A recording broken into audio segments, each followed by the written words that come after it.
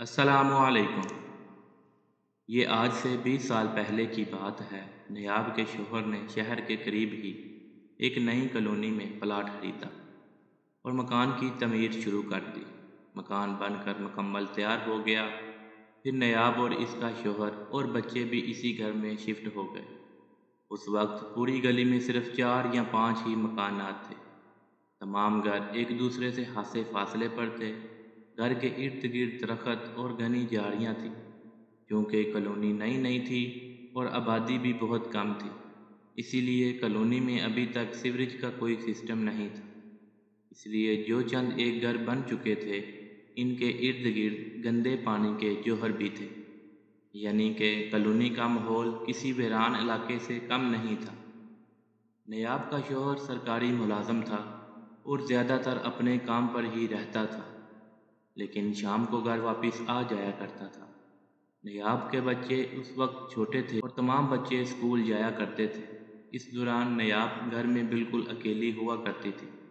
शुरू शुरू में जब नयाब घर में अकेली हो तो उसे महसूस होता कि इस घर में वो अकेली नहीं है, इसके अलावा भी कोई घर में ज़रूर मौजूद है, लेकिन नज़र कोई नहीं आता था। इसी तरह काफ़ी अरसा गुजर गया। नयाब जान चुकी थी कि इस घर में जिन्नात का बसेरा है। नयाब के मुताबिक घर में चहलकदमी की आहट महसूस हुआ करती थी, लेकिन खास बात यह थी कि कुछ अरसे बाद नयाब को इस सब की आदत हो गई, क्योंकि ये जो भी महलूक थी, इसने अभी तक इन लोगों को कोई नुकसान नहीं पहुंचाया था। चूँकि इलाका सुनसान था और नयाब घर में अकेली भी होती थी, तो ज़ाहरी तौर पर उसे इन सब चीज़ों से डर लगना चाहिए था। मगर भभोले नयाब के अकेले होने के बावजूद मुझे इन चीज़ों से कोई खौफ नहीं आता, बल्कि इस महलूक की वजह से मुझे ये एहसास रहता है कि मैं अकेली नहीं हूँ। ये जिन्नात मेरे साथ हैं। अगर किसी ने मुझे नुकसान पहुँचाने की कोशिश की, तो ये जिन्नात मेरी हिफाजत के लिए मौजूद हैं। सब कुछ इस तरह चल रहा था कि एक दिन अजीब वाक़या हो गया। इस दिन भी नयाब घर में अकेली थी।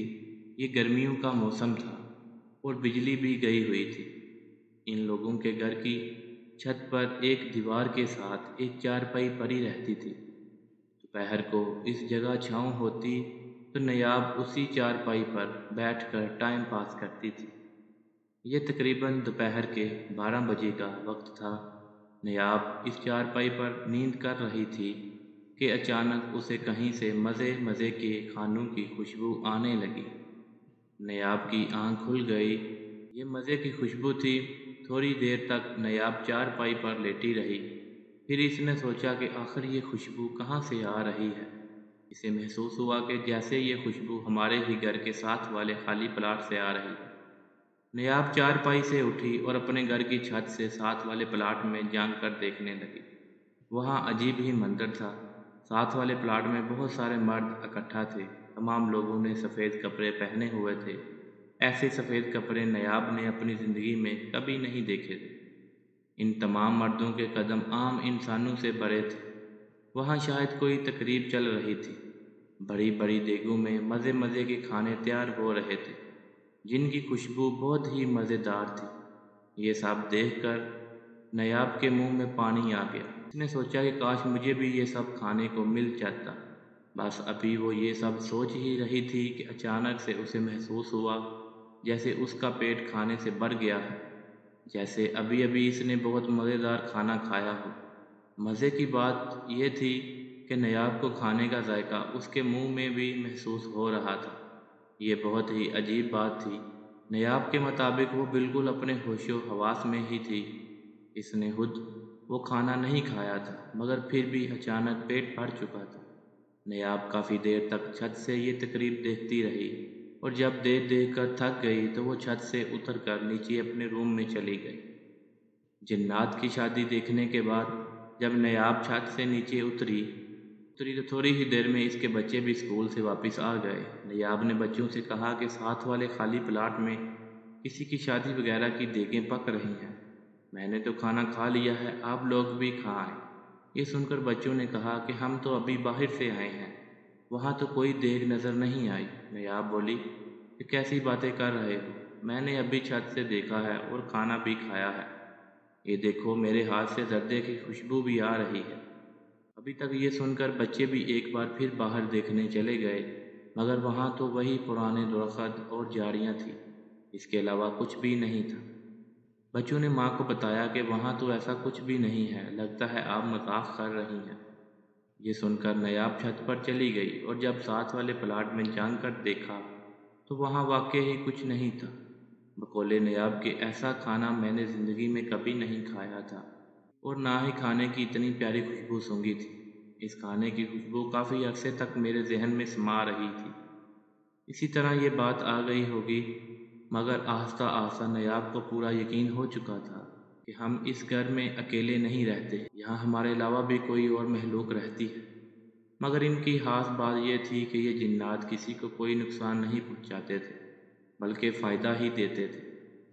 بقول نیاب کہ جب ہم کہیں پیسے حفاظت سے رکھ دیتے تھے تو اکثر ان میں اضافہ ہی ہو جاتا تھا، اور یہ اضافہ اکثر 5,000 تک بھی ہوتا تھا۔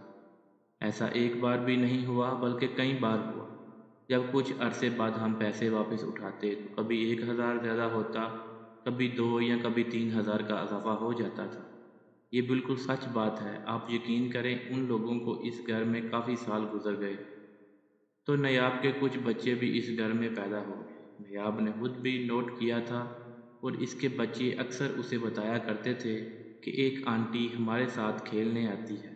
جب نیاب ان سے پوچھتی کہ اس کا حلیہ کیسا ہے تو بچے بتاتے کہ اس عورت کے لمبے لمبے بال ہیں، اس کا لباس بالکل سفید ہے اور اس کی آنکھیں سرخ ہیں، وہ اکثر ہمارے ساتھ ہی کھیلتی ہے۔ ایک بات بتاتا چلوں کہ اب نیاب کو اس گھر میں 20 سال گزر چکے ہیں اور اب بھی اس گھر میں اثرات ہیں۔ اب میں آپ لوگوں کو واپس ماضی میں لے چلتا ہوں۔ نیاب کے بچے اب کافی بڑے ہو چکے تھے۔ ایک دن نیاب کے ایک بیٹے نے بتایا کہ امی ہمارے گھر میں ایک عورت ہے، میں اسے بچپن سے ہی اسی گھر میں دیکھتا آیا ہوں، اب بھی وہ اکثر نظر آ جاتی ہے۔ جب ہم ٹی وی دیکھ رہے ہوتے ہیں تو اکثر وہ بھی دروازے کے بالکل بیچ میں کھڑی رہتی ہے اور ٹی وی کی طرف دیکھتی ہی رہتی ہے۔ نیاب نے مجھے بتایا کہ ایک دن رات کے وقت ہم سب لوگ صحن میں بیٹھے ہوئے تھے تو اچانک کمرے سے برتنوں کے گرنے کی آوازیں آنے لگیں۔ ان جنات نے کافی دیر تک بہت شور شرابہ کیا۔ اس دن میں اور میرے بچے بہت ڈر گئے تھے، ہم ڈر کے مارے بس خاموشی سے صحن میں ہی بیٹھے رہے، اندر جانے کی ہمت نہیں ہوئی۔ ہم لوگ قرآنی آیات کا ورد کرتے رہے، پھر کچھ دیر بعد ماحول پرسکون ہو گیا تھا۔ ان لوگوں کے ساتھ اس طرح کے بہت سے چھوٹے چھوٹے واقعات ہوئے، مگر میں آپ لوگوں کو صرف اہم واقعات ہی بتاؤں گا۔ آپ کو بتاتا چلوں کہ نیاب کے شوہر کی 2 شادیاں تھیں۔ پہلی بیوی کو طلاق ہو چکی تھی، اس بیوی سے صرف ایک ہی بیٹا تھا جو کہ اب جوان ہو چکا تھا۔ وہ بیٹا نیاب کے ہی پاس رہتا تھا۔ نیاب نے اس کی شادی ایک لڑکی سے کر دی، لڑکی کا نام آمنہ تھا۔ آمنہ نے ضد کر کے وہی کمرہ لے لیا جو کہ نیاب کا کمرہ تھا۔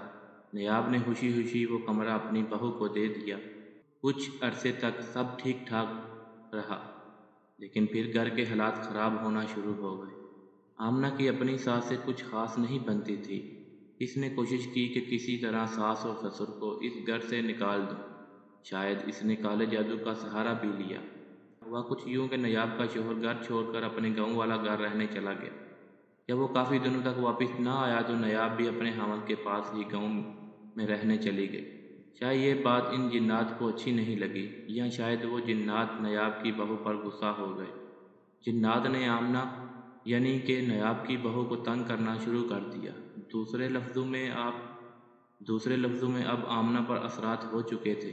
روز روز آمنہ کی حالت بگڑ جاتی تھی۔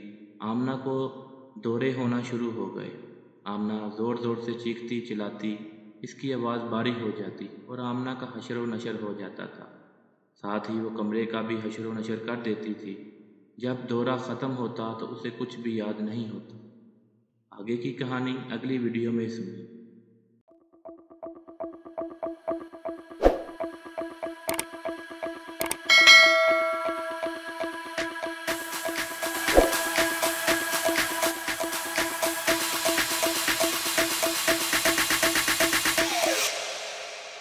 you